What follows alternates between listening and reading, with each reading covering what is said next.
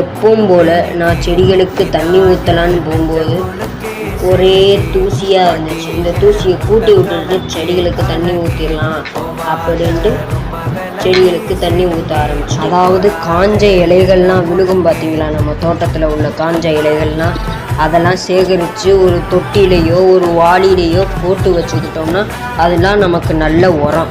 அந்த உரம் மக்குனதுக்கப்புறம் அதை என்ன பண்ணணும்னு பார்த்திங்கன்னா, அந்த காஞ்ச இலைகளை போட்டுட்டு கோகோ பிட்டு மண் இதெல்லாம் போட்டு வச்சுக்கிட்டோன்னா நமக்கு நல்ல உரமாக இருக்கும். உங்களுக்கும் இந்த மாதிரி செடி வைக்கணும்னு தோணுச்சுன்னா மாடி தோட்டத்தில் சின்ன ஒரு வாளியில் கூட வைங்க. இடமே இல்லை அப்படின்னு நினச்சிங்கன்னா தொட்டியில் வைக்கலாம். நீங்கள் தொட்டியில் வச்சு செடிகளை வளர்த்தா நமக்கு பயன்பெறக்கூடிய செடிகளை வளர்க்கலாம். அதாவது வெண்டிக்காய், கத்திரிக்காய், இந்த வீட்டுக்கு தேவையான காய்கறிகளையும் வளர்த்து பயன்பெறலாம்.